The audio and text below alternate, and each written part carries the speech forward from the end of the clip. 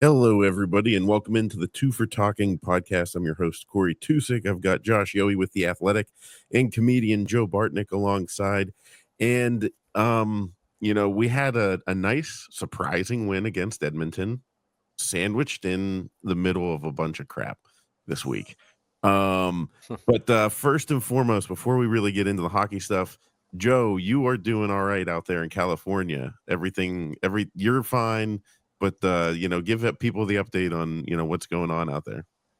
Well, I am part of, I guess, the Eden Canyon fire, which is pretty much contained enough for a lot of people, but it's the Altadena fire.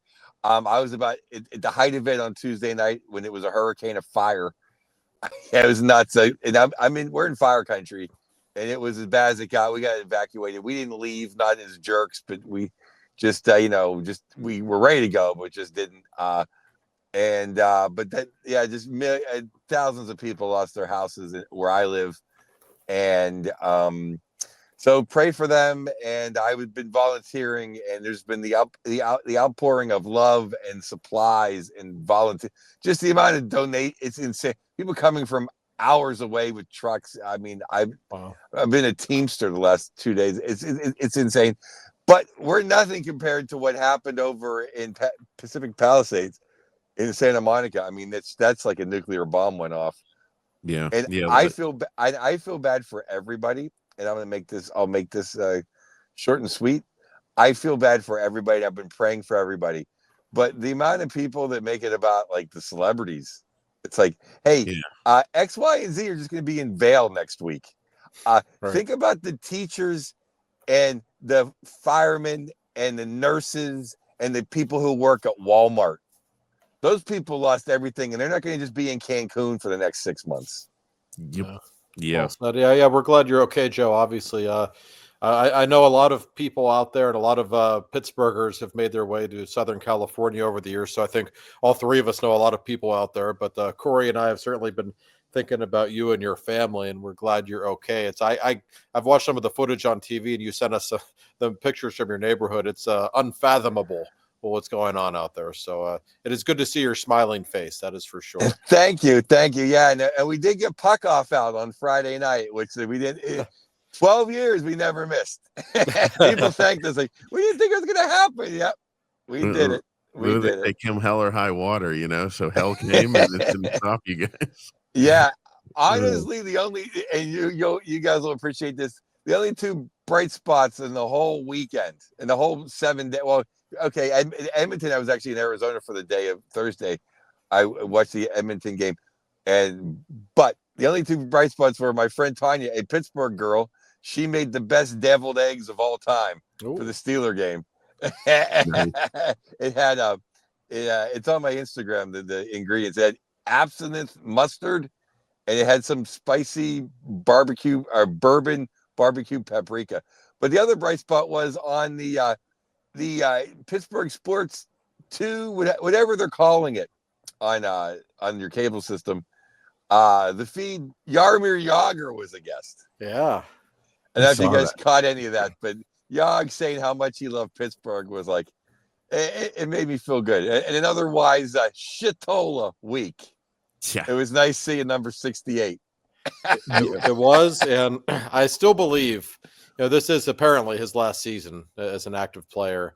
I still believe, even though I know he's busy with the ownership of that team and Czechia, I do think he'll be officially in the Penguins organization in some capacity in the not too distant future. I really think that's going to happen. And that is a good thing for everybody. Everyone, much like when 66 is around, everyone just likes it when 68's around. It makes you feel a little better. It makes everyone feel a little better. The fans love it.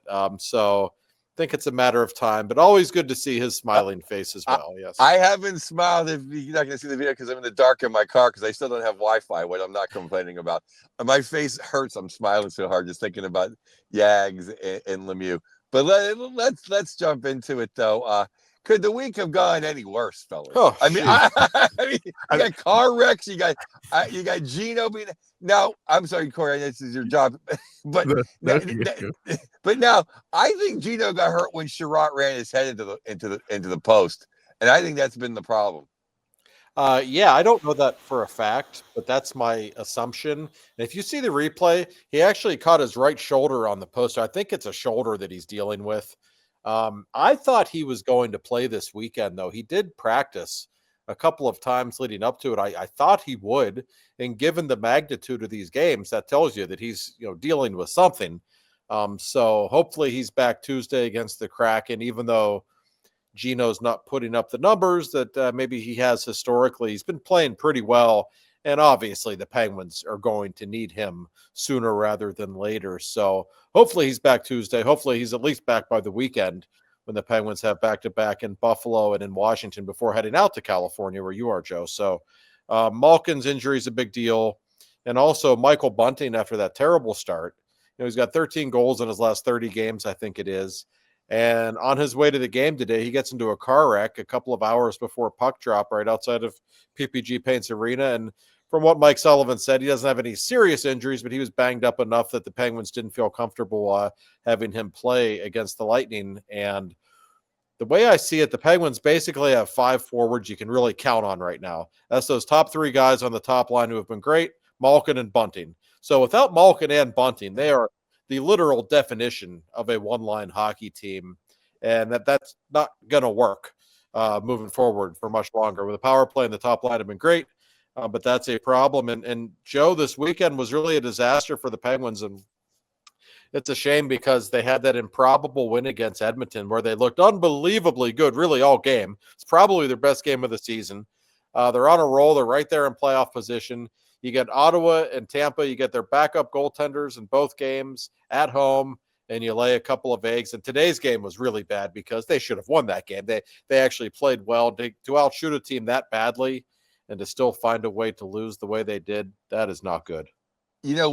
What's funny, not even funny about that, about the game today was I'm like, man, I think we might just sneak a loser point out of here. And and because I don't have Wi-Fi, it just started spinning, and I literally then had to go to the radio side, so because the ESPN Plus was just stopping. I had to go radio, so I went iHeartRadio for their plug, and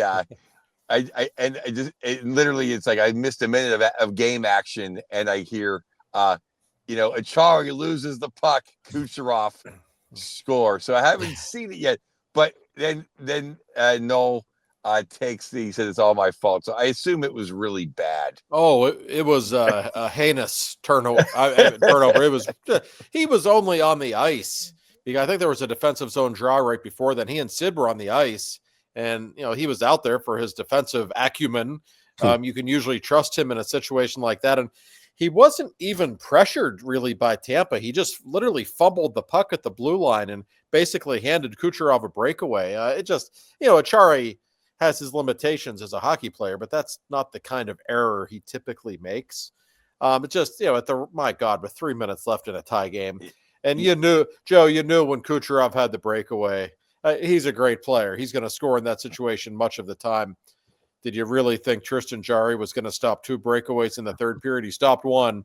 Of course he wasn't going to. So just a terrible loss because the Penguins actually played well. They had the puck the whole game. I thought they played great today. Yeah. I really thought they played great. And how about can Puljujärvi, can he catch a break? He didn't even touch the snake. I know. They gave him a 5-minute major. And then if there's any without Gino, now I know Gino's not Gino, but is there any team you want to go 4-on-4 against less than the Tampa Bay Lightning? No. Not many. I mean, maybe Edmonton, but that's about it. Yeah. What a terrible break I don't care that we got Hedman off the ice. We can't keep up with Kucherov and Point and Snake and Cirelli. Come on. I mean, that was just a terrible break for us today. It was. A lot of things had to happen for the Penguins to lose this game. I didn't love the 2 goals Jarry allowed leading up to that. I don't mean to blame everything on him, but when I look at this team, Joe, the Penguins have their issues, but it is becoming crystal clear their single biggest issue is goaltending. Nedeljkovic was terrible on Saturday against Ottawa. He gets yanked. I don't need to tell anyone how bad Tristan Jarry has been all season. Mike Sullivan was livid with Jarry after the Columbus game on Tuesday night.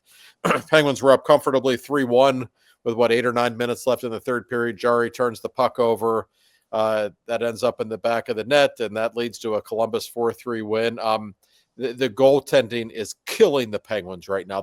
You could make an argument they've had the worst goaltending in all of the National Hockey League this season. And I know they're not a good defensive team, but how many games have the goaltender stolen for the Penguins this year? My answer would be 0. I literally can't remember one. And we know how many they've cost the Penguins. It's just a massive problem. And you can only really blame Kyle Dubas for this one. He's the one who gave both of these guys contracts, and they're under contract next year. And it's becoming more and more apparent by the day, Joe, that their best goaltender is playing in Wilkes-Barre right now. That's for sure. And Josh, I don't even think it's an argument that you can argue. I think it is because Josh Yohe said so. Literally, I can't. I watch a lot of hockey. No one gives up the amount of bad goals that the Penguins do. No. There's no rhyme or reason. Like, they just give up. They give up everything, and that is a question of, if they're really trying to win, they got to bring the kid up. They got to bring Broomquist up, right? No, I agree. And it's not just Jarry now, by the way, with the first shot, first goal thing. He's done it 6 times, which is incredible. Nedeljkovic has now done it 3 times, and Blomqvist did it once. So the Penguins have played fewer than 50 games. They've played 45 games, I think, something like that. They've given up a goal on the first shot of the game 10 times. That's unbelievable. It's more than 20% of the time. I've never seen anything like it. Think about this, Josh. They've given up the first goal 10 times, and vice versa. They've been up 2-0 in probably 7 other games. So it's like they've only played 30 regular starting hockey games. And they're still only 2 or 3 points out of a playoff spot, which is incredible. That's how bad this weekend was, though, because now we have a few more teams to climb, and we have about 3 games more played than about everybody in between us. This was just a very bad week. But I gotta say, the P.O. Joseph Pickering experience, I've enjoyed. P.O.'s playing some hockey. Yeah. He looks like a different player since we got him. He's been really good. And the interesting thing about P.O., he was good at the end of last season. That was the best we've seen him play as a Penguin when he played with Letang late last year when the Penguins went on their run. He was really good. And I think he's been excellent. I agree with you. And Pickering as well, very solid. He's not making mistakes. They are playing well with one another. And really, the entire blue line. Karlsson and Letang are playing so much better now. Grzelcyk has been pretty darn good with Karlsson. This is the best hockey we've seen him play. So you add it all up. The blue line is playing way better. Having Pettersson back in the lineup helps, of course. Yes. So I think these guys are their 6th best defensemen. It keeps Graves out of the lineup, which is probably a good thing, even though he was even playing better as well. Yes, sir. We're seeing some encouraging things. That's why I keep going back to the goaltending. I really think you can pin that loss against Columbus on Jarry's turnover. That's where it started. And when a game goes to a shootout, he has no confidence at all in that area. Nedeljkovic gives up a goal, 3 goals on the first 5 shots against Ottawa. Jarry only gave up 3 goals, but man, he only faced how many shots on goal? 15 shots or something. It was, you weren't asking for that much out of him. So, they have a lot of problems, but if they had good goaltending or even average goaltending right now, they're comfortably in a playoff spot. Well, that's, I think, even more glaring, Josh, of how bad the goaltending is that even our third pair has played very well. There's 2 breakaways today, okay, but there isn't the onslaught of 2-on-1s and 3-on-2s. And if they just played okay, we'd have a few more points. Yeah. And you saw it against Edmonton, which the Oilers are the kings of generating odd man rushes. And they only had a couple all game against the Penguins.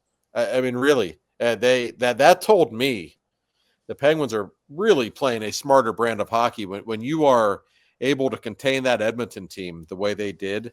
I mean, listen, the Oilers still got 40 shots on goal because they're the Oilers. And every time Jesus is on the ice with Draisaitl, oh my God, it's, you're going to give up some looks. They're they're two Hall of Famers and their primes playing together. But it was a really solid brand of hockey from the Penguins that night. And in general, you're right. The breakaways tonight were kind of fluky. They're not playing loose hockey the way they were earlier in the season. I think it's clear that the message from the coaching staff is starting to get through. Listen, that's all encouraging. My issue with the Penguins now, aside from the goaltending, is this roster good enough? So when I look at the forwards, I love that top line. That top line with Crosby and Russ and Raquel, it's got to be one of the best lines in hockey right now. There's no question about that. But after that, the other 9 forwards, boy, there's a lot of questions between Malkin and Bunting's health and, the lack of offense from guys like Cody Glass and Matt Nieto. We can go down the list. There's a handful of guys. So I don't know if the roster is good enough, but I do know that the level of play is much better. That's what is so discouraging about these losses. Well, I think they're playing absolutely considerate, fundamental, thinking the game through, not taking too many chances. I love the style of play they're playing. They're playing the way they should have been playing the last 5 years, in my opinion. Yeah. And they're playing hard. I love their system right now. I love the way they're playing. I think they should try to sprinkle in a few guys from Wilkes-Barre, give a couple guys some looks. Someone comes up and gets lucky, gets a 2-goal game or something. I'd like to see if Cody Glass isn't going to score, if O'Connor's game's been bouncing back. You know how I feel about Nieto. Lazat's cooled down. The Chari's a Chari. What you're losing anyway. So why not just take a chance on a couple guys? No, I don't disagree with that. I think it's actually a very reasonable idea. And if guys are going to play well, like Kevin Hayes was playing like crap. They sat him for a while. He's been pretty good the last few games. Great. Hayes has been playing. Why can't Hayes play instead of Nieto and have someone, a skilled guy? No, I'm the second or third line. I'm all for that way of thinking, because as great as that top line has been and as great as the power play has been, I don't think it's sustainable. Those units are going to cool off a little bit at some point. And when that happens, the Penguins are going to have a real problem on their hands, because they can't necessarily rely on offense from anywhere else. They need some more skill in the middle and bottom 6. I think that's very clear. And I'm curious to see what Kyle Dubas does. We talk about him pretty much every week on this podcast. I don't envy him. He's in a very unique spot. We know his priority is the future. And that's fine. It should be. Get those draft picks, get those prospects. That's great. But the fact is, when you've got a team that has Sidney Crosby and Evgeny Malkin on it, and you're right on the doorstep of a playoff spot, and you got 36 games to go, I don't know. It's hard. Got to be hard to look those guys in the eye and say, "Hey, I'm not going to give you any help at all to try to make the playoffs." And maybe he will. I don't know. It's just a very interesting spot, but they certainly scream a desire to have some youth on that team. They still need it. And Wilkes-Barre's had some guys who are doing some things. And I'm not a believer, Joe. Say you have a young guy in Wilkes-Barre. A lot of people say, "Oh, you don't want to rush him to the league. You might stunt his development." I think that's bullshit. I always have. I think if a guy has the mental aptitude to play in the league and the physical skill set, you're not going to stunt him by bringing him up. Maybe he's not ready, but I think people worry too much about that kind of thing. And maybe there are some guys up there that can help them right now. Only one team ever did it right like that, and that is the Detroit Red Wings. That's because they had Datsuk and Zetterberg, and they had nine Hall of Famers on that team, so they couldn't crack the lineup. I think Matt Nieto can hit the press box. Give me a break. Right. No, I completely agree. It's like, if you need the guys, you need the guys. If you're the Red Wings of the 90s and early 2000s, when you got 10 Hall of Famers, then maybe Kenny Holland can put you down in Kalamazoo for an extra 6 months. But here, we got no one that is going to get double-digit goals except for Raquel and Rust. I think we can use a guy that might have a shot. No, I agree with you. And Nieto's the classic kind of guy. Seattle's coming into town on Tuesday. We're going to see Dan Bylsma. He is to Mike Sullivan what Craig Adams was to Mike Sullivan, or to Dan Bylsma. These guys that coaches trust and they can kill penalties. That's great. But 5-on-5, boy, there's just not much there at all. You need a little more than that. Lots of people on this team can kill penalties effectively. I think we have certainly learned that already. So I agree with you. And they're going to have to get some help from Wilkes-Barre at some point, I would think, in the next couple of months, because let's be honest, I don't think Kyle Dubas is going to go out and make some, trade where he gives up future assets to help this team right now. We know that's not going to happen. So you got to look to Wilkes-Barre if you want to get a little bit of juice for this team right now. That is such a I hate that. I hate that when someone, he's a good penalty killer. Anyone can be a good penalty killer. Right. That just goes, it's like, she has a nice personality. Anyway. Exactly. That's right. That's a red flag when you hear that one. Yeah. Who can't kill penalties? Stand in the way. Yeah. No, completely. And it's not like they don't have other forwards that can kill them. Yeah. And quite frankly, I'm not even against. Now, do I want to see Sid and Gino blocking shots? No. But why do other teams, other franchises always have their best guys killing penalties? And we always have to keep guys around and make it league minimum to kill penalties. Why can't we scare somebody with having Sid and Gino out there for a shift? Like the old days with Mario. Yes. Oh, sure. No, I mean, I remember the 95, 96 Penguins, their top 4 penalty killers were Mario and Yager and Francis and Nedved. They weren't messing around. I mean, and the game's changed a little bit in that. I don't think Sid likes killing penalties that much. That might be part of it. But I agree with you. And if you take Nieto out of the lineup, it's not like you don't have Brian Rust and Nola Chari and Drew O'Connor. These are very good penalty killers. Blake Lizotte. I mean, they don't need Nieto. That fourth line, I understand Sully trusts them because they're a good defensive line. I don't think having him sit in the press box with me for a night's going to impact that fourth line's defensive work all that much. And you know what? As far as Nieto goes, he's a mustache guy. I have nothing against him. Where's the Nigerian nightmare at? No, you know what? Because Cousins is a prick. And someone should have went out there and put his head through a wall. We need, I know it has been a couple of weeks since I've been asking for us to get someone like that. It needed to be done on Saturday, and no one can do it. But we had the Nigerian guy down there. He brings something to the table. That's right. No, I mean, I agree. In Ottawa, boy, that's the first game that I can think of in a long time where fisticuffs played a role and it really got out of hand a little bit with the nastiness.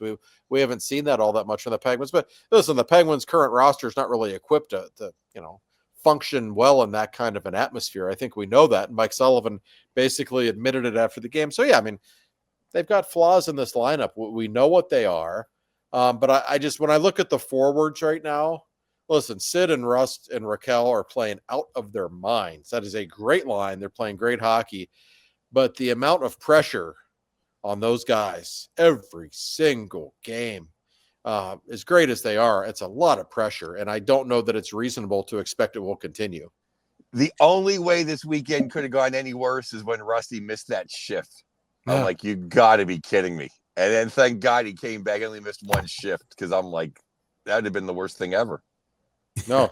Yeah. Well, I mean, those 3 guys, if any of them gets hurt, oh my gosh! Obviously, that's a massive problem for the Penguins. But to their credit, when's the last time we saw a line that was this good? I mean, and it's not just Sid, even though he's playing great. The chemistry Raquel and Rust have with one another, man. I mean, it really gets your attention. Everything they're doing right now is just brilliant. Well, I don't understand the mathematician or the algebra of how Frankie Vetrano, of course he's Italian, of course I love a little Frankie Vetrano with the Duckies, but Frankie's got 3 for 6. So you can't tell me that Raquel from Minsk to Milan at $5 million is a bad deal. So he has to make it through the season. Kyle, because you guys know how much I hate draft picks. Unless it's a number 1 pick, I don't want to hear about draft picks for Rickard Raquel. Oh, I agree. And I would be shocked if he were to be dealt during the season. I think we are to that point. Now, this summer, who knows? If somebody makes them some outrageous offer this summer, or if somebody throws a first rounder and a really good prospect at them or something, it's hard to say no to that. Goaltender. Yeah, exactly. But well, here's my question. What's that, Go Corey? ahead. I kind of wanted to like poke at that a little bit because I actually don't. I'm wondering. This is just my opinion. Maybe he's not going to be as valuable this summer. Like, can you get somebody to overpay right now? Well, maybe, but also remember the salary cap goes way up next season. So Yeah. this summer teams are going to be more aggressive, and that $5 million is going to seem like nothing, which might involve more teams and sweepstakes for him. But I don't see any urgency to trade him. You got to give the big guys someone to play with, okay? And that line right now is humming.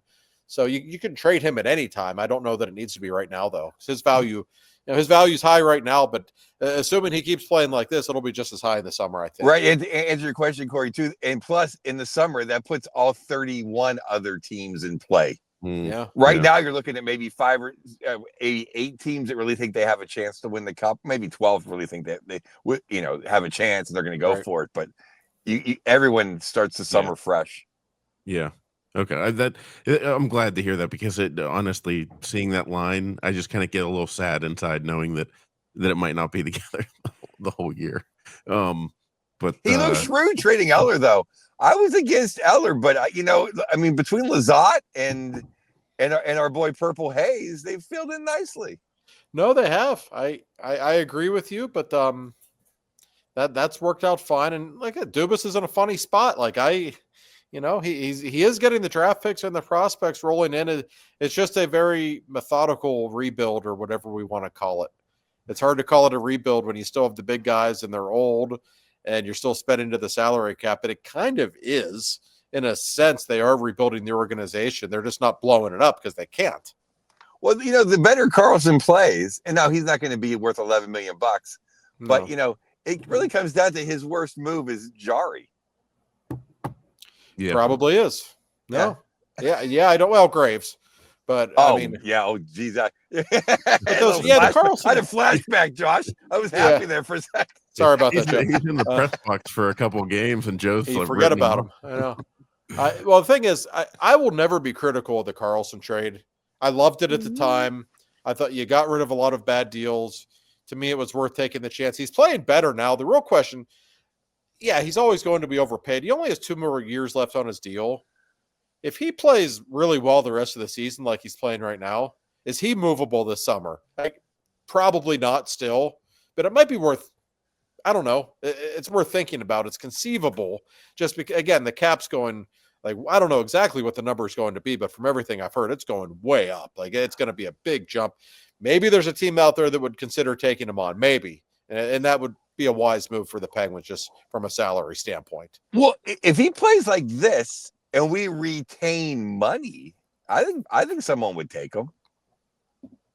Maybe. I mean, it's conceivable. And now I realize that would leave you hollow on the blue line without him because he still brings a lot to the table, even though he drives you nuts some nights.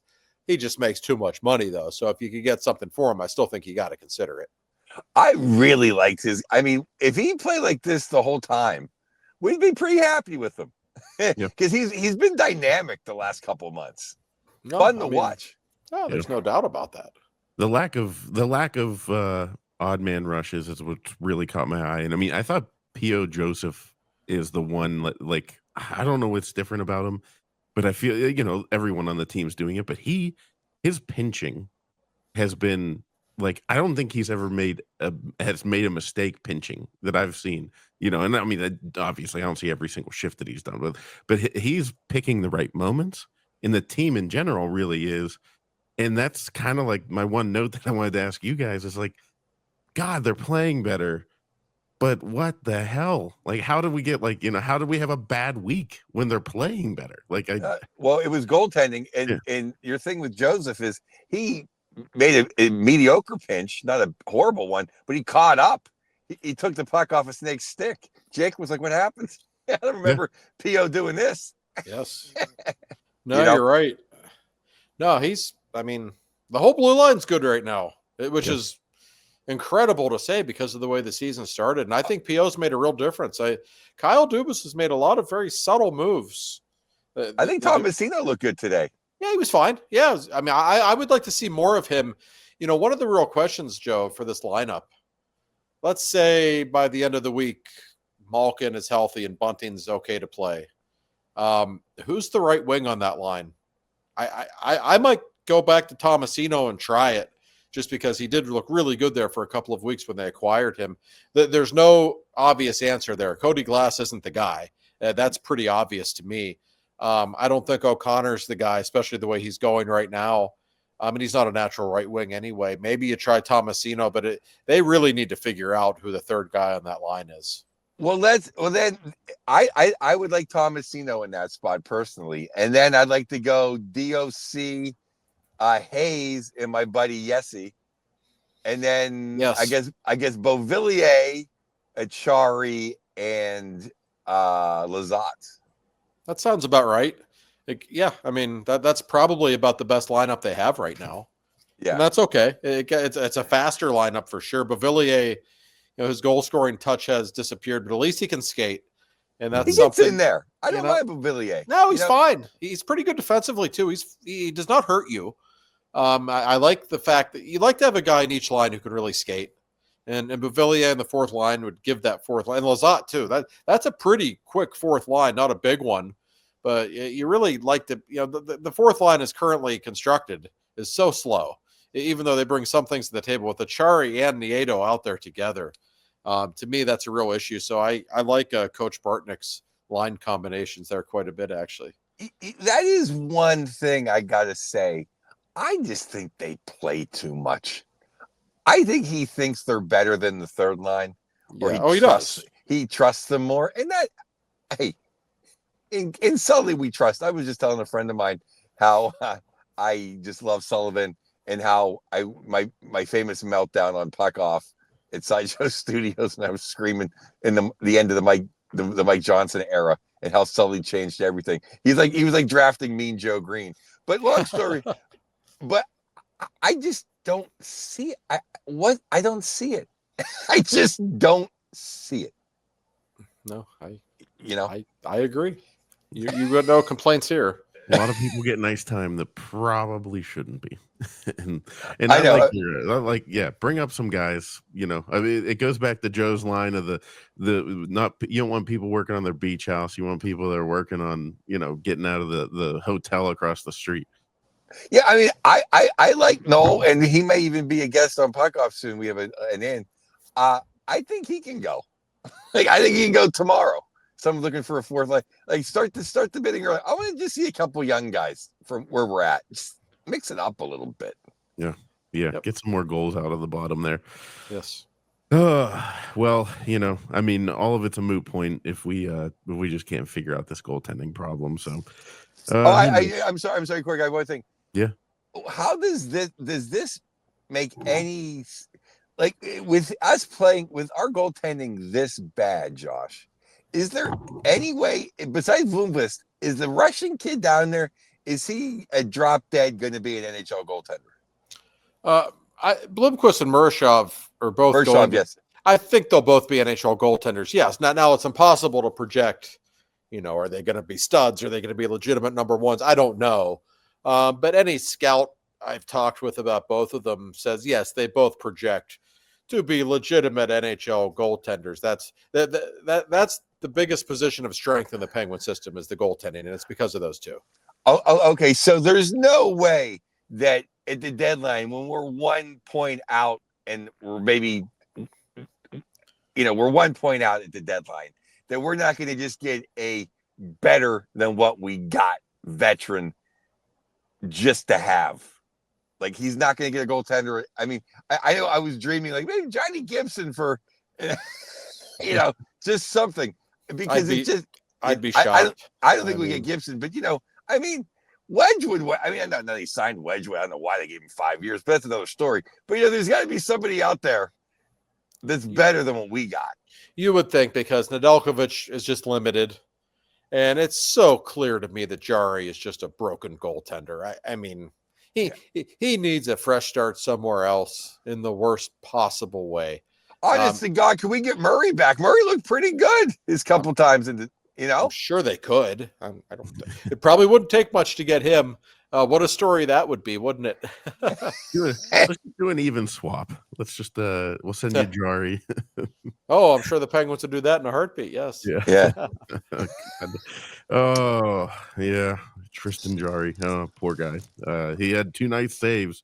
It actually meant they mentioned it on the broadcast. Like, 2 nice saves by Jari. He's really coming through. Up the Kucherov on a breakaway goal.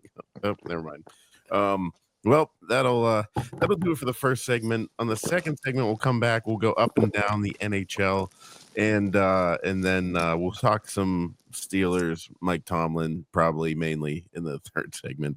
But before we get into that, the Reg Dunlap of Insurance, I'm sure has some words to say, and I'm sure he had some words to say this weekend watching the Penguins and the Steelers. Yeah, he was pretty down in the dumps, like most of Western Pennsylvania. There's no doubt about that. Speaking of our good friend Bill Neofus, who runs Neofus Insurance Group, the biggest Marc-Andre Fleury fan ever. Like it took him years to come around on Matt Murray. I finally had to say, Bill, like Murray did help them win 2 cups. You got to give him a little bit of credit. But he didn't really want to hear it because he's a very devoted Flower man. There are pictures of Flower up everywhere in this man's house. He's just one of those guys.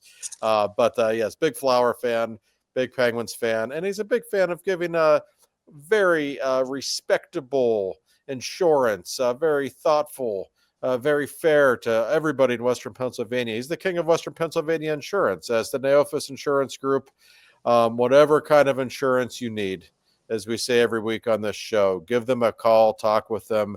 And sometimes, like talking about insurance, trust me, for me, it's so uncomfortable. I hate it. Like, I don't know what I'm talking about. Am I getting ripped off? Like, we've all been there where it's really not like a pleasant conversation at all. But Bill and his people, they explain everything in layman's terms to idiots like me. So, it's very easy to understand.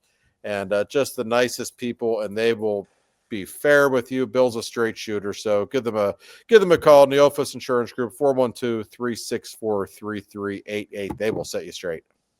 Thank you, Mr. Neofus. Thanks, Bill. He is the best. Now going around the league here, we'll go up and down the league. Looking at Josh's list, we'll go with the teams first. Detroit is first up on your up list, and hey, Detroit, your friend Frazier there, Joe, might be getting a little excited there. 7 straight. Things are looking kind of all right, other than somebody else that we'll mention later. Yeah, 7 in a row for the Red Wings, Joe. What the hell's going on in Motown? I didn't see this coming at all. Todd McCollum, the dead cat bounce. Yeah, I mean, sometimes you fire the coach, and this kind of thing works in the National Hockey League. I don't know why that is, but that seems to be the case. I still don't love that roster in Detroit, but you go on a win streak in the Eastern Conference when it's this mediocre, and you're going to give yourself a chance, and that's exactly what the Wings are doing right now. 7 straight is just no joke. Patty Kane's lighting it up. He lit a fire under the Brinkat, who has been terrible the first 3 months of the year. I was telling Frazier, I think I said this last week on the show, they're playing between the circles. Mm-hmm. Larkin, Raymond, the Brinkat. When you're in between the circles, you're going to score goals. That's right. Yeah. It's a pretty simple solution. I think that I find that with a lot of teams that hit the bottom, if they rebound, it's because they kind of, simplified things and got back between the circles, started shooting the puck, putting it on net. Next up on your up list would be the Columbus Blue Jackets, 4 straight wins. Obviously, the terrible 2-goal comeback that they had against the Penguins. But they're also in a playoff spot at the moment, Josh. I did not see this coming. I don't think anybody did. And it's very easy to focus on the Penguins' meltdown in that game. But I would also give the Blue Jackets some credit. They don't exactly make a habit of winning in Pittsburgh, but they did it the other night. They've got some young guys that can really play. I know they're not exactly household names. I even found myself during the game saying, man, these young Russian kids on Columbus can really play.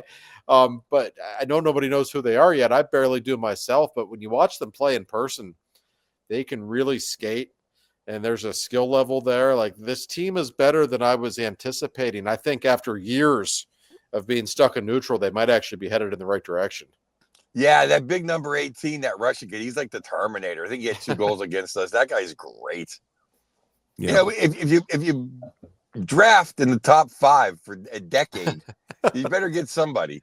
And Werenski he's not Cal McCarr, but he's gonna be a finalist in the North, I believe. No, I'm he's glad you brought great him up. hockey. Man, is he a good player? And he's been on a terrible team for years, so I think he is off a lot of people's radars.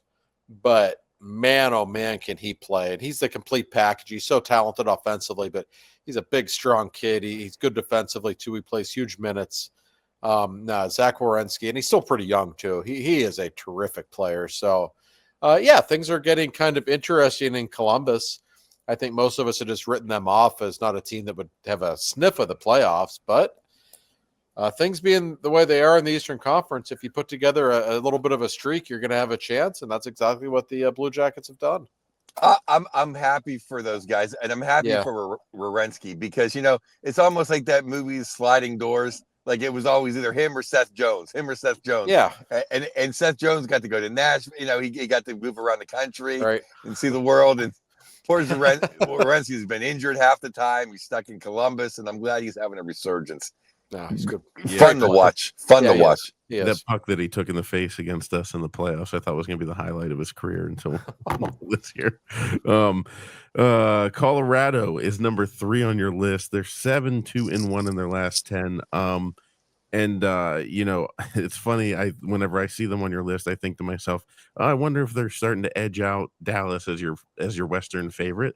And then I look at Dallas and they're 8-1-1 in there. Yeah, I mean, no, the Colorado's not, but Colorado could. I mean, if you told me, in June Colorado's going to win the Cup, I wouldn't be shocked.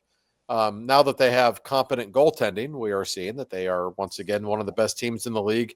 One of the really interesting subplots with that team, Joe, Gabriel Landeskog keeps practicing. He keeps skating on his own.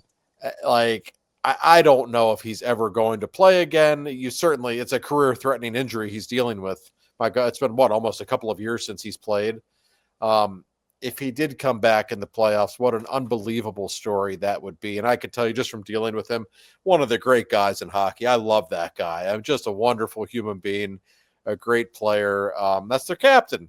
A lot of people don't forget the fact that he's their captain. It's not McKinnon. It's not McCarr. He's the leader of that team. Such a great player. So I hope he can come back. I don't know if he will be a shadow of the same player if he does, but it'd be a hell of a story if he did. I root for that guy. I love the Avalanche. They're such a great team, and I love Landeskog. I didn't know he was skating. I had not heard that. Off and on, not like an official practice, but he's been around the team and skating a lot. So I haven't even heard around the team because usually about every 4 months there's kind of a Landeskog sniff. Yeah, and I hadn't heard one in a while, so I was kind of like, if you didn't hear one for a while, but I mean, oh man, that's just crazy because that just means Dallas is going to have to really use the what's his I'm spacing out his the boss thing. I always call him the boss. Sagan's LTIR money. I'm sure they will because if Landeskog comes back, they immediately jump to. I think Dallas is on top of the Central right now in talent, but Landeskog comes back 80%. They move to the head of the class. Yeah, and I always say the last few Stanley Cup winners, I don't know, last 6 or 7 years probably. To me, that Colorado Cup team in 2022, I think it was the most dominant that we've seen of any of the Cup winners. That team was on an entirely different level, and I really thought they would win more than one. And they may still well do that. I don't know.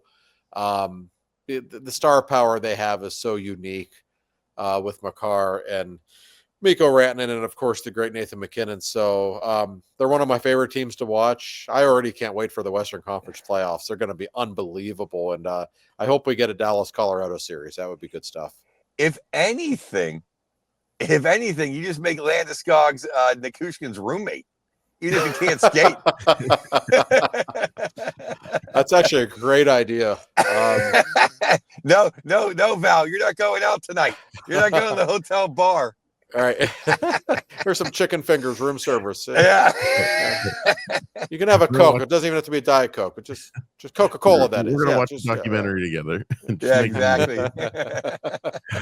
On the way down, we've got Utah 2-6-2. So obviously they looked like Stanley Cup winners against us. But for the rest of the league, it doesn't look so good.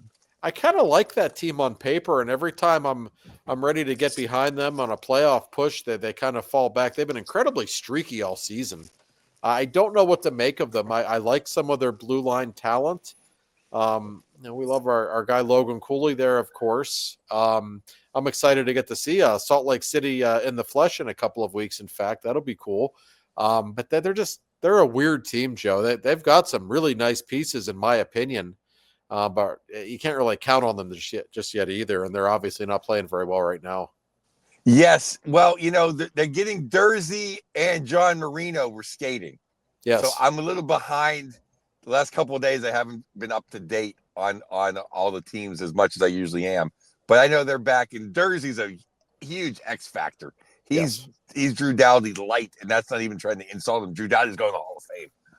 So they're going to get him back. I know they're a little down. Some of the offensive guys aren't as hot as they were last year. And, they're a good team. Yeah.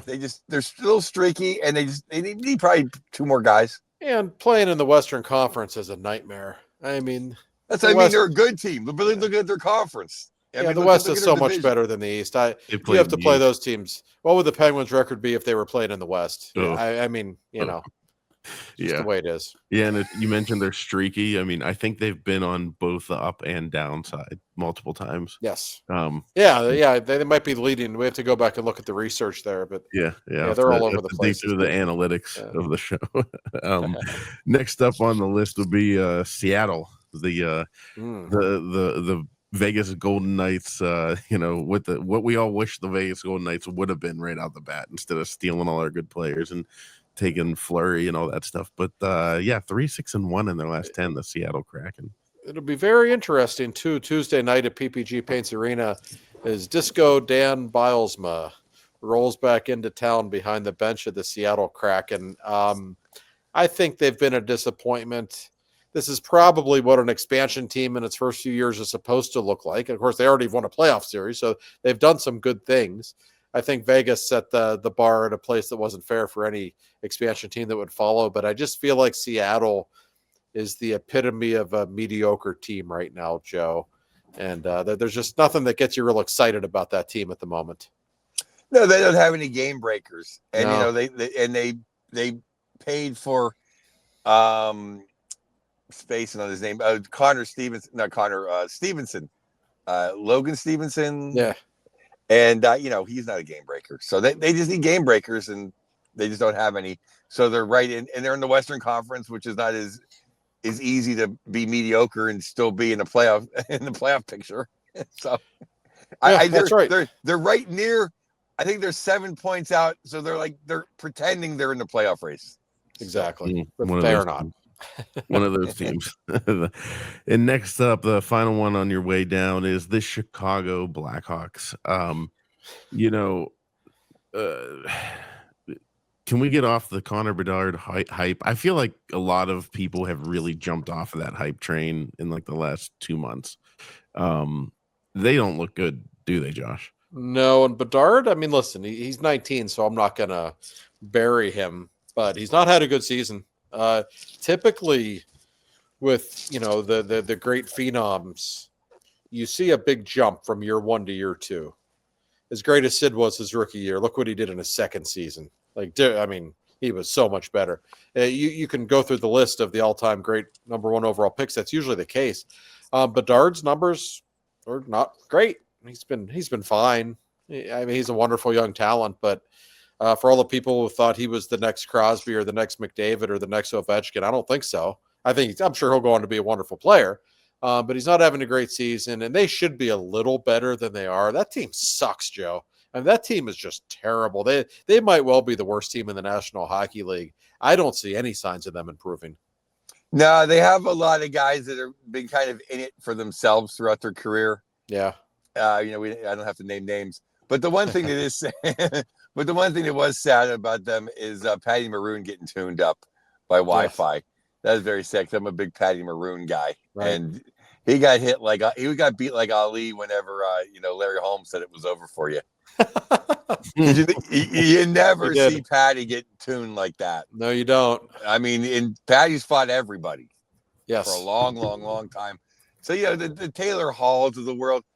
But I'm not going to give up. Is Connor Bedard? No one is Sidney Crosby or McJesus. Okay. Right. They're named, they're named Mario and Wayne, the guys like that. That's right. But do I think that he can have a productive career and maybe get some Wheaties and get on? Yeah. I mean, people were throwing Lafreniere out with the baby water. He gets a couple years older. He has a couple protein shakes. No, he's a top line guy, and a very productive, a very, very good hockey player, borderline all-star player. So I think Bedard's got that in his future. He's just not Jesus. No, he's a hell of a player. I mean, for a 19-year-old kid in the NHL, of course, but the hype that he received, probably a little unfair. And the biggest thing with him, he's just not a big kid at all. That was always my issue with him. You can see the way he can shoot the puck and his hands and how fast he is, but when you're dealing with that kind of a size disadvantage, it's hard to be a dominant player. I know Sid's only 5'11", but he's also built like a tree. I mean, that helps when you have that kind of a build. Bedard doesn't have that. So a legitimate top line player, yes. But he's having a disappointing season, and my gosh, is his team bad. I mean, I guess the best thing for them is they might get another first-round pick, which is probably the best thing for them right now, or first overall, I should say.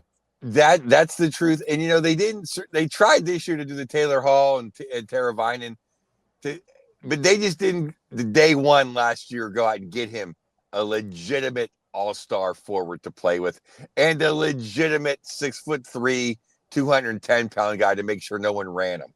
They just did not do that last year. And he got stunned. He literally got his growth stunned, Yeah. Yes, he did. Yep. Now going on Joe's list, we'll pair these two together because they're both from Montreal. And Montreal team, by the way, now tied with the Penguins in the standings. But Cole Caulfield, 4 goals in his last 5 games, and then Nick Suzuki, 2 goals and 5 assists in his last 5 games, 7 points. I believe those two are overtime winners for Suzuki, who's now, I think, in the last year and a half, tied with Leon Draisaitl for most overtime goals in the NHL. Wow. And as much as it seems like Leon always scores in overtime, it always seems like Suzuki scores in overtime. It does. I give Montreal credit for their recent turnaround. I didn't see it coming. And Cole Caulfield's an interesting case. I'm sure he was a little chapped that he did not make Team USA for the Four Nations tournament. Trust me, the Montreal media let Mike Sullivan hear all about it when we were in Montreal last month. Everybody upset that he wasn't named to that team. Sully basically said, well, he doesn't kill penalties, and I got a better top 6 guys than him. He didn't come out and say that, but that was what was implied. But no, he's a really good player, though. He is. And Montreal, we always talk about how they don't have much star power. Well, they have a little bit of star power with Caulfield in particular. And those two guys need to put up numbers for Montreal to win. And to their credit, they're doing it right now. Yep. Yeah. Leading to a resurgence. And I'm surprised he didn't say, hey, I got to walk by Rust every day in the locker room. And he's not going either. I don't think Rusty's real thrilled about that either, by the way. He would never say anything, but when the question's asked about it, his body language, you can kind of tell he's a bit annoyed, I think. Well, I think it's stupid. And that's the second time now I'm going against Sullivan, which I never thought I should do in public. Because he saved us. In Sully we trust. How do you not bring Rusty? I could not agree more. You want somebody to be a good fourth liner who has a bit of a history and good in big games. I think that would be the perfect human being for that role. In fact, Mr. Elimination. That's all right. You need to know. As long as he's there for the Olympics, because the Gary Bettman Invitational to me is just I'll watch it because I like hockey, but it's just not gonna. It's kind of a stupid tournament. Let's be honest. Like we're all gonna watch it because we're all hockey people, but it's really just. It's just a build up for the Olympics is all it is. But you guys know me. I don't care how stupid it is. I want Rusty to go. Yeah. And he should. He absolutely should. Yeah. It's not even me being a Rusty guy. I'm an American. I want to win. Bring in Rusty. That's right. Yep. Yeah. Now next on your list, Joe, would be Mr. Jordan Stahl with the hat trick the other night. And this little factoid that was floating around on the internet, that he joins with that hat trick.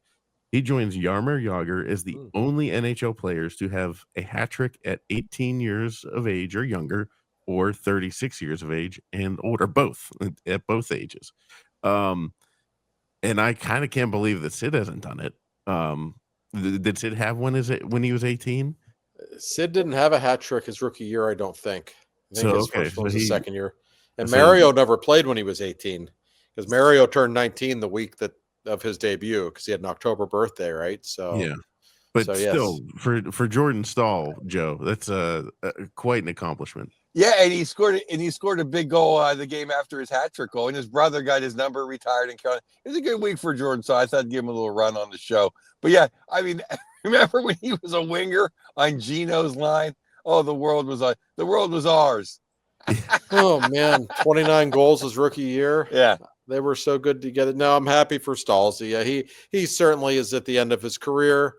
I would guess he'll play another year or two down in Raleigh. I'll tell you what, though, you talk with people in that organization, they will tell you what a great captain he is. And I'm not surprised.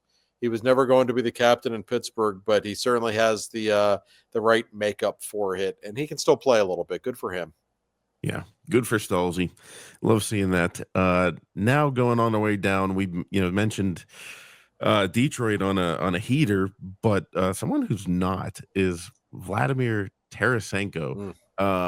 He is on pace for 12 goals this season, which would be great for like Cody Glass. But like Vlad the Impaler, come on. Yeah, it's shocking how limited production he has. I checked the box score today just to make sure I wasn't like gonna say his name, and he had like a hat trick today. He had nothing today. He doesn't score anymore. No, he doesn't. He had a very short prime. When he was at his very best 7 or 8 years ago, he was really one of the great forwards in the game. He has certainly slowed down. He just doesn't move that well anymore. And what's interesting about him, the Penguins were legitimately interested in him back in July. There were a couple of days there when I know for a fact they made an offer, and they very much wanted him to come be in the top 6. He could have come to Pittsburgh. He opted to go to Detroit. I don't know. I don't know if he would have worked in Pittsburgh or not. He just looks like a guy who's pretty rapidly declining at this point. He looks about shot, but I'll tell you, he had a great season with the Big Cats last year. Yeah, I know. He was in a complimentary role. He was awfully good there. There's no doubt about that. But I just don't know how much hunger he has left. When I see him play, I've seen him play in person a couple of times this year. He kind of looks like he's going through the motions a little bit at this point. Yeah. I agree. Yeah. Kind of like the Steelers on Saturday. We'll get to that next segment. But finally, on your way down, you had Matthias Maselli. Maselli, is that how it's, or is it? It's one of those names. I think it's Michelli, because my buddy Andy's name's Michelli, so I always think they say Michelli. Yeah, I never know with hockey players, like unless you hear it all the time, you have no idea. But I mean, and even Connor Sherry, whatever it is, we still screwed that one up. But anyways, with the Utah Hockey Club, what's going on with Matthias? I mean, I looked at his stats; he's not really doing anything. But is there anything he's doing in general? No, I'm shocked. It's one of the. I just watch so much hockey, and he's one of the. He's an Italian kid, and he has Michelli's name, and he's one of the guys I look out for. Like him, I like the guys in the team. I like Cooley, of course. Lawson Krause hasn't done much this year, and I'm like, when's the last time Michelli was hot last year? This year doesn't do anything. So I thought I'd throw him on this because it's been my pulse has not been on like I usually am. So I just threw him out there because I haven't heard. I'm like, what's he done lately? So I threw him out there. Well, he has one of the great names in the league, so he's not doing anything because that name always jumps out at you. And I've not heard it once all year. I don't even know what his numbers are, but it's a fair point, no question. Because he was hot last year, Josh. He was one of the guys that helped him on a run. Absolutely. I forget what his stats were, but I looked at when I looked at them, my initial reaction was like, "Is he a stay-at-home defenseman?" Then I didn't realize it. Like, what the hell? Like, these are Rob Scuderi level numbers. Yeah, not great for him, but I like the idea. I think players should want to get thrown on Joe's list, because I feel like we've had a few times, and I got to start tracking this, but I know there's at least twice that somebody went on a heater after they landed on Joe's shit list. Oh, absolutely. Oh yeah. So, almost even before the episode's posted. It's almost like that night. Like we'll do it Monday morning, and Monday night the guy will have a 2 and 2. That happens to me. Corey will ask me for my list of who's up and who's down.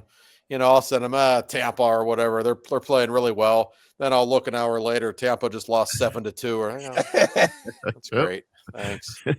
Looked like a genius. That's what happens whenever you don't tape, when you do tape it live to tape. That's right. But well, that'll live without a net. Yeah, that'll do it for the second segment. We'll come back and talk Steelers and all that mess. Welcome back to the third segment of Two for Talking. So the Steelers, I'm just going to read this off for you. This is how they have started. So now we know it's 8 years. They lose 28-14 to the Ravens. It's 8 years without a playoff win for Mike Tomlin. The last playoff win being that divisional round victory over the Chiefs right before they got Patrick Mahomes. And the last 5 losses they've had, the last 5 losses they've had, they were down 21-0 to the Jaguars in the first half, 28-0 to the Browns in the first half, 35-7 to the Chiefs in the third quarter, Bills 21-0 in the first half, and the Ravens last night 21-0 in the first half. I'm sorry, but bye-bye, Tomlin. Like, I know he's not the only problem, but he's the one steering the ship. What the hell? Yeah, well, that tells you this is not a prepared football team, nor a well-coached one. If anyone thinks that it is, I'm sorry, it's not 2008 anymore. I respect what Mike Tomlin did in his first 5 years in Pittsburgh. I don't care if it was Cowers players or not. He was still the coach. They had a hell of a run, but really from 2011 until now, we're talking, 14 seasons, 3 playoff wins, 3-9, I think, in the playoffs in their last 12 games now, going back to the Super Bowl loss against Green Bay. It's embarrassing.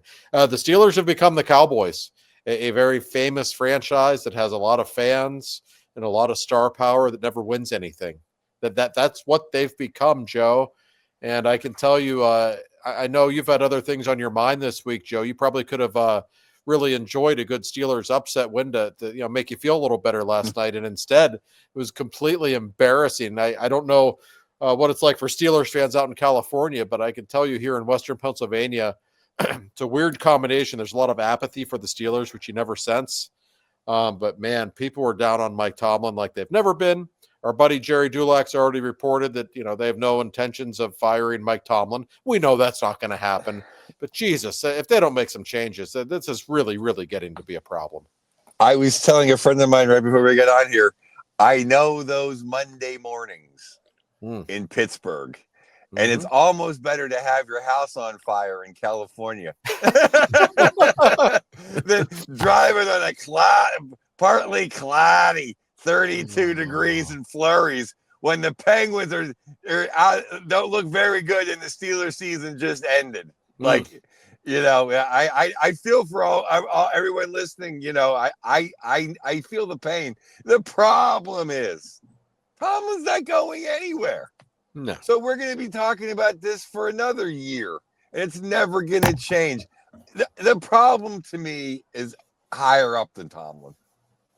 I think Dan Rooney would walk out tomorrow and say, "We have relieved Coach Tomlin of his duties. We appreciate it." Well, he'd probably give him a proposition, say, "Hey, we'll let you retire."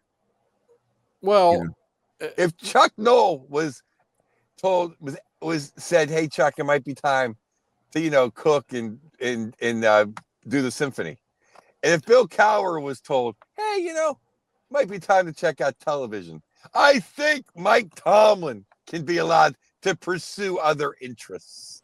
Yeah, I could not agree more. Our friend Mark Cabali, who was so kind to join us last week, he wrote a very good article for the Pat McAfee show after the game, in which Kabali basically said, listen, we know Tomlin's not getting fired. He's under contract for 3 more years, guaranteed $16 million a year. The Rooneys aren't going to just say, here's $48 million, Mike, we're going to go find another coach. But he said they can at least strip him of some of the power he has, because the amount of power he has in the organization, like from people who would know better than I, like Terrell Austin does nothing. Tomlin runs that defense. And I understand Omar Khan's the general manager. Tomlin has the power for every draft pick they make, every trade they make. He's really running the show. He might be the most powerful NFL coach there is right now, certainly at the very top of the list. And it's not working. I don't care if he has the power, if it's working, but it's clearly not. So if you're Art Rooney, my God, you've got to do something. The fan base is infuriated right now, and justifiably so, as far as I'm concerned. You cited the numbers and what we're looking at. The Steelers have embarrassed themselves in the playoffs for 15 years now. It's really painful to watch.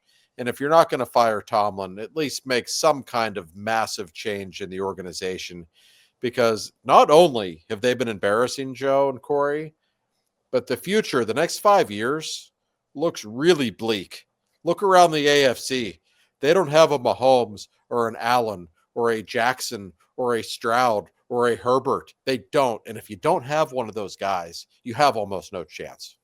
And I think the kid in Cincinnati is better than all of them. Joe. Yeah, I didn't mention him. Right. Yeah, of course he is. Yeah, no, I'm a Joe Burrow guy.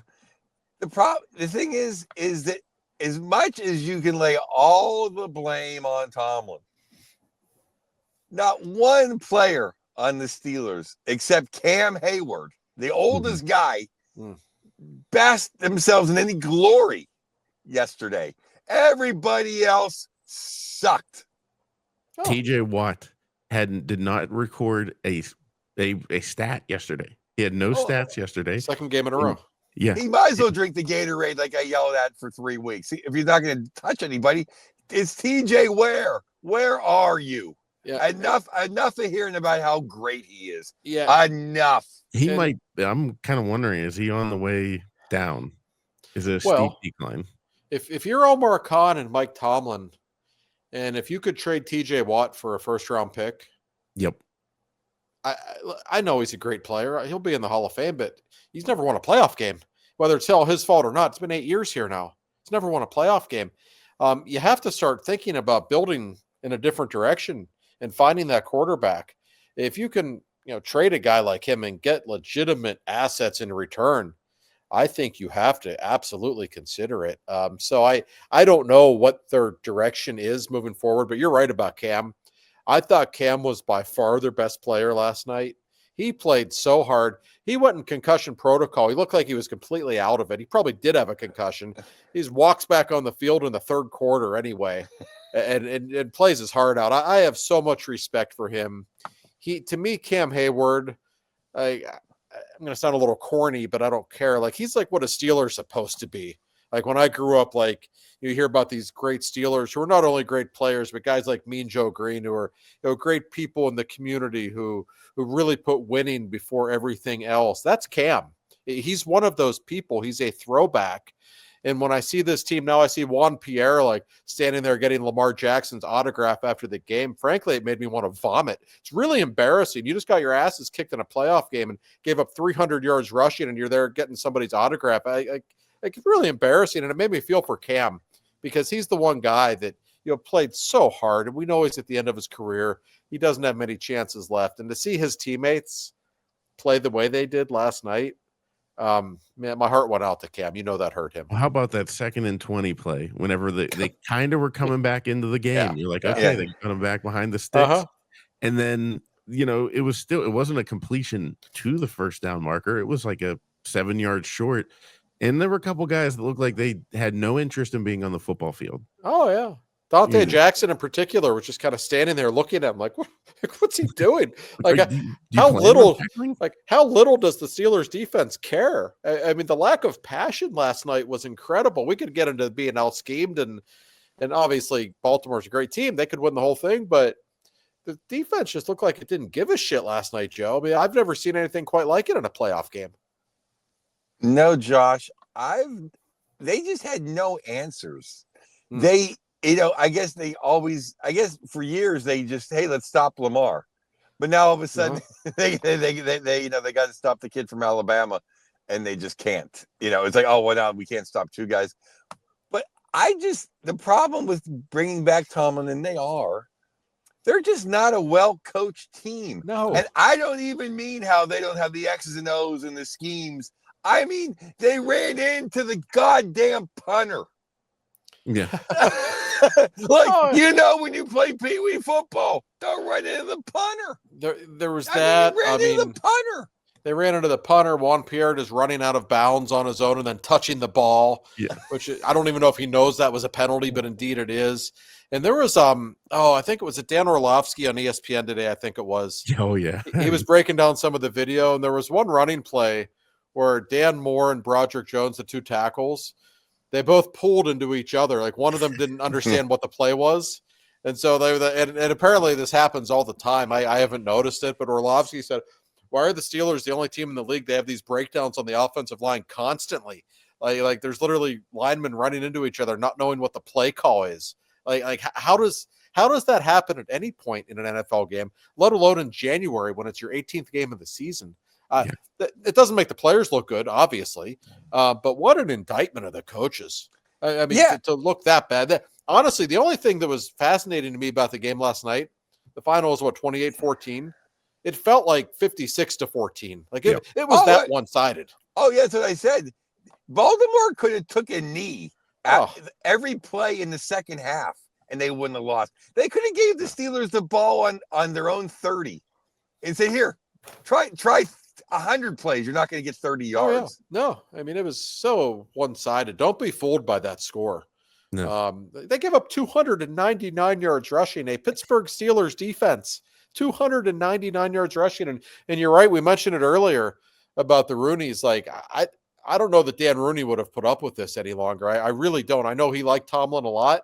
He's the man who hired him, but the Steelers have not been the same since Dan Rooney was no longer in power. And I'm not blaming Art for everything, but if you look at Steelers history, the Chief was a great man who wasn't necessarily a great decision maker when it came to running a football team.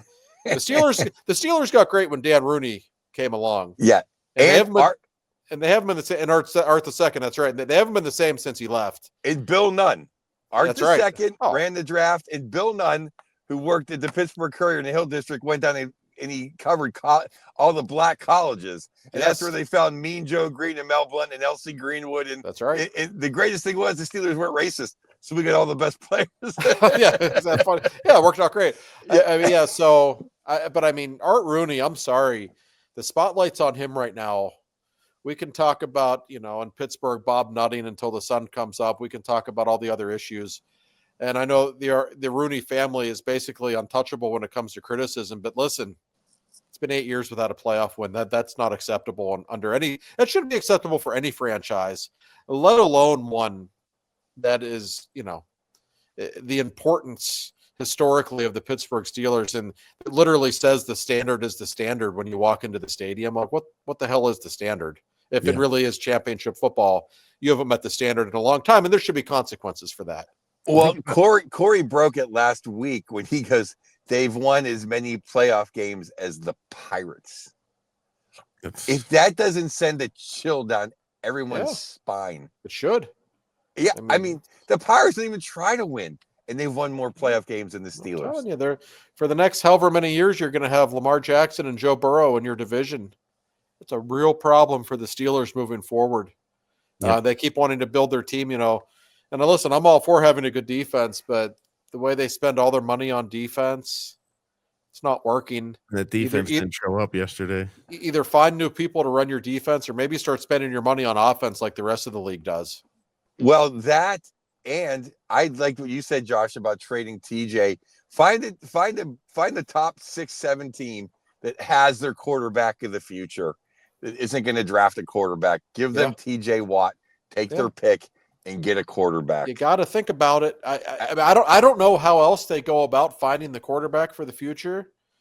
And I didn't think Russ was terrible this season, but you're not going to win a Super Bowl with him. He's clearly aging. I don't think Fields is the answer either.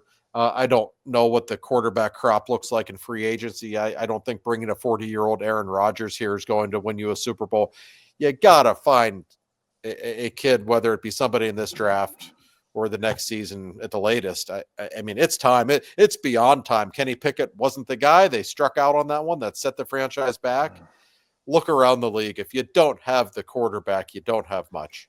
And the thing is even if they brought in a good veteran, a good medium, I'm trying to think of a guy like just Kirk Cousins. A Kirk Cousins guy. They're not going to win. This is not a look at that defense. They would have gave up 300 yards of rushing if kid didn't take a knee and lose also 2 yards. I mean, they're not going to win. They have one wide receiver who's ready for Mayview, a mental institution. Their tight end can't catch a pass that matters. They can't block anybody. They can't tackle. Their best defensive player is my age. They're not near a Super Bowl. I was literally going to say, if you're a veteran quarterback who's a free agent, why would you want to come here? Your only good receiver is a legitimate psychopath. Like you have a terrible offensive line. Russell was running for his life the entire last month. You don't really have a running game you can count on. Arthur Smith clearly doesn't know a whole lot about the passing game. Like, I know they're going to have money to spend in free agency, so I'm sure they'll bring in some pieces. But that's not how you win championships. We all know that. So they have to find their next young quarterback. And it's easier said than done. I understand that. Everybody would do it if they could. But, hey, Washington did it this year with Jaden Daniels, who just won his first playoff game. Like, every year there's young quarterbacks who come into the league who are the real deal. Fact is, you got to find one. Here's a plea I have for Steeler fans, though, because I know me and Josh are on the front lines of this. Please don't take all your vitriol, your hatred, and your anger right now and throw it at me as a Penguin fan. I am a Steeler fan, okay? And I guarantee I've been to more Steeler games in the 70s than probably 99% of the people that are going to be yelling at you and arguing me. But don't come at me. Well, why is it the Penguins won Stanley Cups in 16 and 17? And Tomlin took over the Bill Cowher empire. Sully took over absolute garbage. Yeah. Don't equate them. Don't give me this. Well, where's Mike Sullivan? I don't want to hear it. I'm glad you brought Joe. Every damn time I tweet something about Tomlin, or what about your boy Sully? Like, well, okay, I'll tell you about my boy Sully. Like, he's won more championships than Tomlin. He's done it more recently than Tomlin. You ask anybody around the National Hockey League, they will tell you he's one of the best coaches in the game, which is why Team USA is employing him to be their coach in the Olympics. And by the way, his best players are all almost 40 years old. They're not supposed to be any good anymore. Okay. Mike Tomlin had Ben Roethlisberger during his prime. TJ Watt during his prime did nothing with it. And the Steelers are now a laughing stock. So I don't want to hear the comparisons of the two. It's been 16 years since they've won a Super Bowl. It makes me sick because I got to face a lot of it. That's why I'm getting out of it.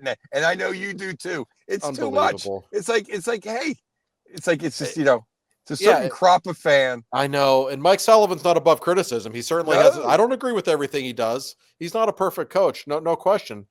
But to compare those two is a joke, in my opinion. I'm sorry. And here's the way I look at it. If you're a fan of any other NFL team and you're watching how the Steelers are, do you take Mike Tomlin seriously? Like, if I was any other fan, especially one of our rivals, I would be like, stay. You know what I mean? Like as a Michigan fan, I'm sitting there saying, Ryan Day, please win the national championship so you stay, because Ryan Day will continue to lose to Michigan. Like, so if I'm Baltimore, I'm like, no, don't fire him. He's a joke. Keep him. I don't agree with that at all. I never want to see Ohio State win. Oh yeah, I mean, I don't really want Ohio State to win, but I was like, this conundrum popped up with a conversation I was having with a friend where they said, the only way Ryan Day stays is if they win the national championship, but we own Ryan Day, and I was like, like that's. But yeah, no. So, but beside the point, like if I'm the Ravens, like I'd be like, what? No, like please stay in Pittsburgh as long as possible. I find people I know around the country who are fans of teams like the Bengals or the Browns or the bad teams, they all think Tomlin's fine. They think he's great. talk with somebody who's like a Patriots fan or a Chiefs fan. They'll laugh about it. Like, not he's overrated. He's not. Our team outcoaches him every time they played against him, and it's true. I mean, it really is. And even Kabali, who's a pretty big Tomlin defender over the years, I think, he was tweeting last night, like, and you can see it when you're there at the game in the press box. Just the Steelers are getting out schemed like relentlessly in this game, and ultimately it's an indictment of the coach. It's just, I think it's got to be.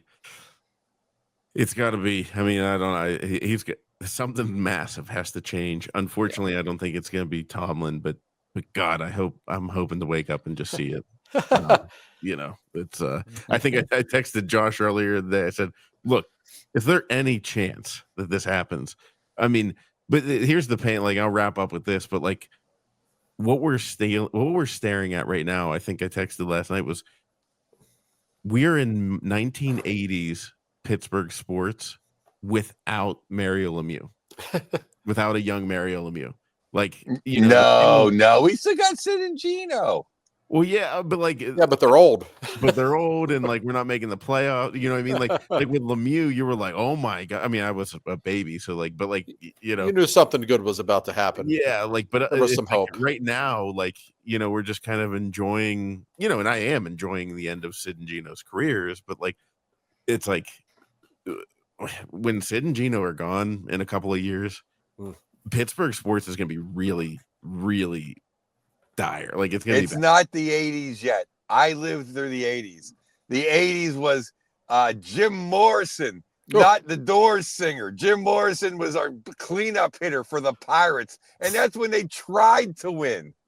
That's how all of our best players were in court defending all the coke they did in the 70s. The Steelers had Mark Malone. They had Tom Selleck Jr. The 99 Cents playing quarterback. And this was before Lemieux. Imagine being so bad you could draft Lemieux. Yeah. So it'll never be that again. Well, let's hope so. But there's not a lot of hope for local fans right now. That is very true. And this was one of the more depressing sports weekends I can recall in quite some time. I don't remember it ever being this bad. I mean, I mean, not ever, but it's been a long time when the Steelers broke your heart and the Penguins sucked. Oh yeah, I saw somebody.